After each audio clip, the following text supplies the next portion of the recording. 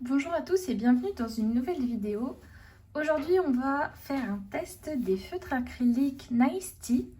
Donc j'ai pris la boîte de gris parce que j'ai la boîte de Guangna en les 120 couleurs. Sauf que je trouve qu'il manque vraiment des nuances de gris. Là si vous pouvez voir il n'y a que celles-ci qu'on peut considérer comme des gris. Et je trouve que ça fait vraiment pas assez pour certains coloriages mystères. Notamment ceux où il y a besoin d'énormément de couleurs. Donc je me suis dit que j'allais prendre une boîte entièrement de gris d'une autre marque pour tester. Donc il y avait aussi ceux de Tuli Art qui étaient, il me semble, en 22 couleurs. Mais par contre, ils étaient plus chers. Donc je suis partie sur les Nice Tea pour leur prix et pour la quantité. La première chose qu'on va faire, c'est un nuancier, parce que je trouve que c'est hyper important de faire les nuanciers pour pouvoir voir tout simplement la réelle couleur de chaque couleur, parce que c'est pas forcément ce qui est noté sur les capuchons. Donc là, on a 32 couleurs en gris, et si on regarde derrière, on peut voir qu'il y a des gris, voilà, plutôt chaud, froid, et aussi des gris un peu violacés, un peu rosés là, bleuté aussi, donc je pense que c'est vraiment bien au niveau de la variété. Donc on va commencer par les swatchés. Il y a un nuancier qui est intégré avec. Donc voici comment sont rangés les crayons. Du coup, au niveau des crayons eux-mêmes, ils sont vraiment très similaires au Guangna. Donc là j'ai un Guangna et là c'est les Nice Tea. Ils font la même taille. Il y a le même principe de jauge au niveau de l'encre du crayon, et tous les deux il faut les secouer pour les activer. Au niveau de la taille de la mine, c'est pareil, on est sur une mine qui est quand même relativement très similaire. Je dirais que la mine des Nice Tea est un peu plus longue, mais sinon c'est quand même très similaire. Donc on va commencer le swatch. On les secoue bien pour les activer. Donc bon le 1 c'est le blanc, donc forcément personnellement je suis pas trop fan des blancs, je trouve que ils se voient pas. Ensuite on a le 2.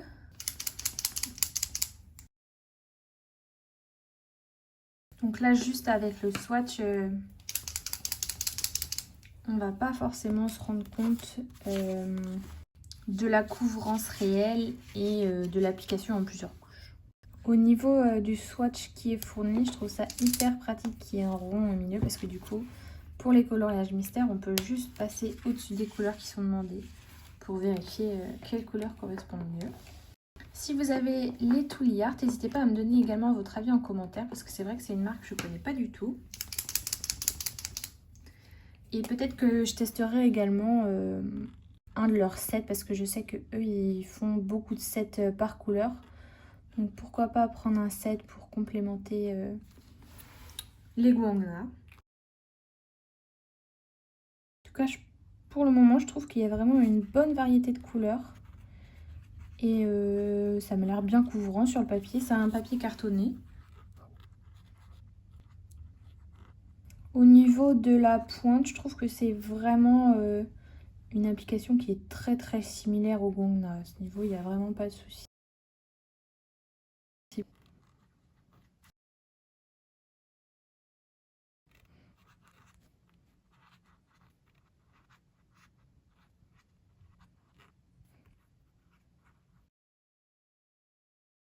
Donc voilà pour le swatch. Je trouve qu'au niveau des couleurs 14 et 16, il y a des petites imperfections. Mais bon, on va voir comment ça se passe sur le coloriage mystère.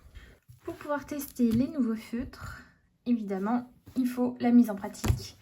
Du coup, dans le coloriage mystère saison, j'ai choisi la page 26 pour tester avec vous les différentes couleurs.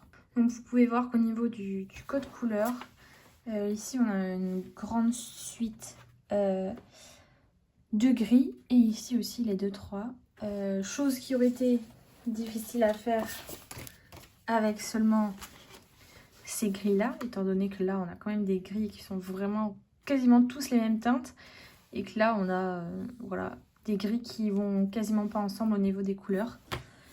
Donc on va tester ça. On va commencer par choisir les couleurs. Et puis du coup, le reste des couleurs, je vais les faire en guangna. Comme ça, on va pouvoir comparer l'opacité des deux. Et puis comment ils réagissent au papier, s'ils s'effritent totalement ou non. On va commencer par choisir les couleurs pour les Nice Tea.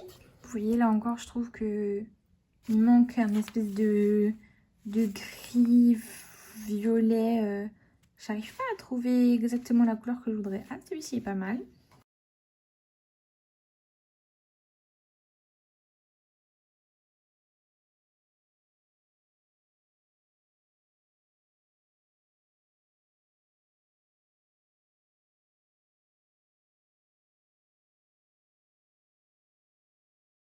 On va commencer du coup par un des gris qu'on a choisi. On va faire le A. Alors le A du coup, c'est le Nice Tea 8.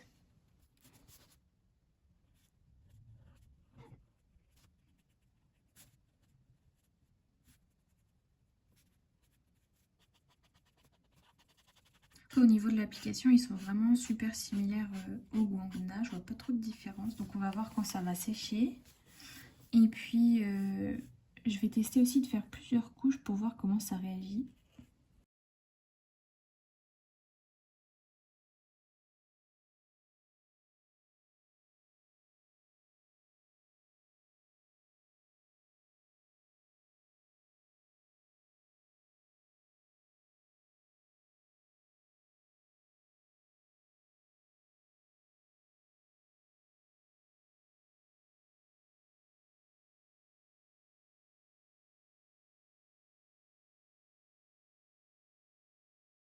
En tout cas là, je trouve que c'est plutôt vraiment très similaire au guangna. Mais après c'est une couleur qui est foncée, donc forcément ça va bien être opaque. Donc à voir avec le 2 et 3 par exemple, comment ça va réagir.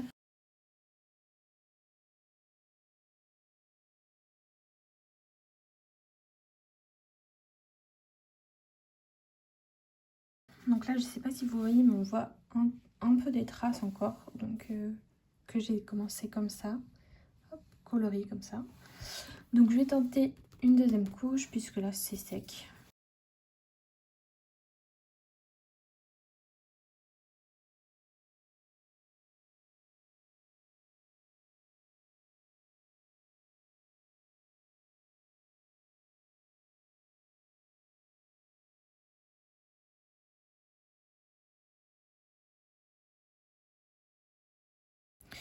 Du coup, on va laisser sécher la deuxième couche. En tout cas, j'ai l'impression que les traits sont bien partis, mais on va voir après. Et on va tester les gris un peu plus chauds ici, parce que je vois que c'est sur le chat qui se situe là. Donc pour le 2, j'ai dit la couleur 12.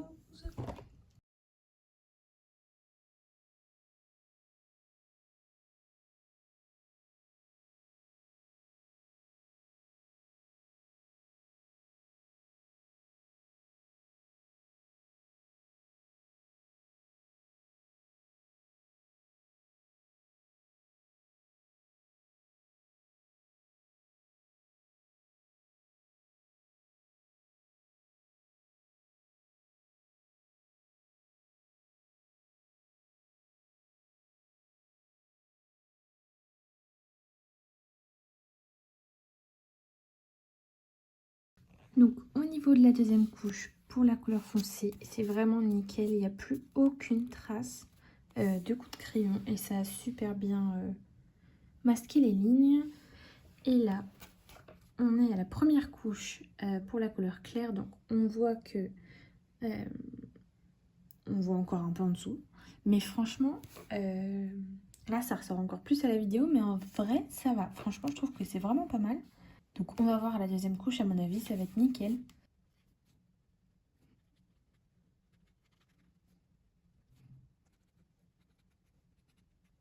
En attendant du coup que ça sèche, on va faire le 0 qui est juste ici.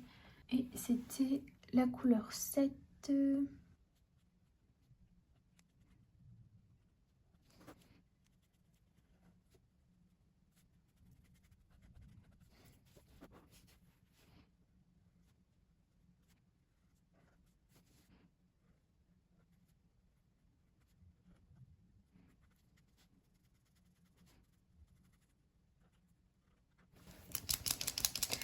on va faire la deuxième couche pour le chat.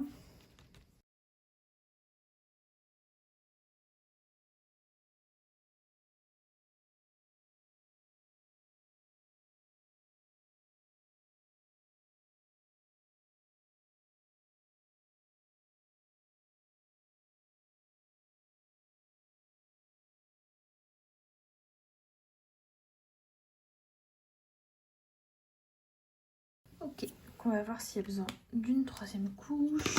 Pour le gris, sinon du vêtement, là, honnêtement, c'est vraiment nickel.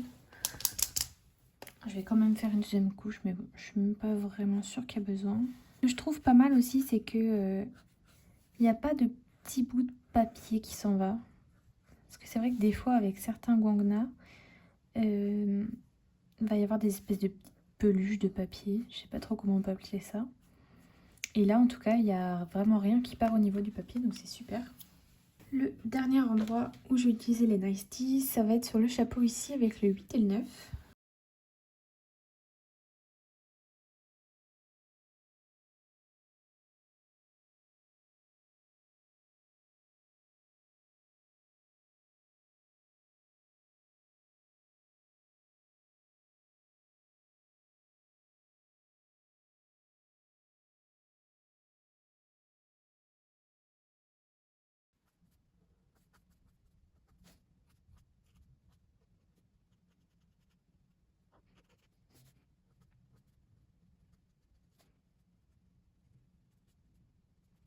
Voilà pour le coloriage avec juste le rendu des Nice Tea.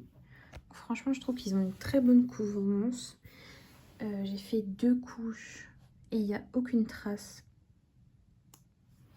Hop, ici, on a cette couleur-ci là qui est un peu moins uniforme. Donc je sais pas comment ça se fait, mais sinon, à part ça, c'est vraiment nickel. Donc ce que je vais faire, c'est que je vais continuer le coloriage avec les guangna et puis on se retrouve à la fin pour voir le rendu final et je vous donnerai mon avis également des feutres Nice Tea.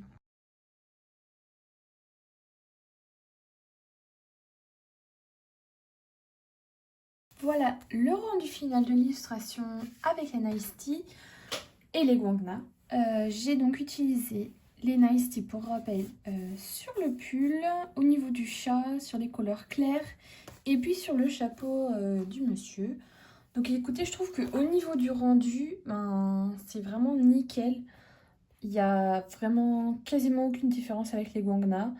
J'ai fait 2 couches pour toutes les couleurs et on voit vraiment plus du tout les couleurs, pas les couleurs, pardon, les numéros et les lignes en dessous. Donc franchement, je suis hyper contente. Également, je ne vous avais pas montré, mais dans la boîte de Nice Tea, il donne plusieurs mines de rechange. Donc ça, c'est toujours très très utile. Mon avis final, c'est que honnêtement, je recommande vraiment les Nice Tea.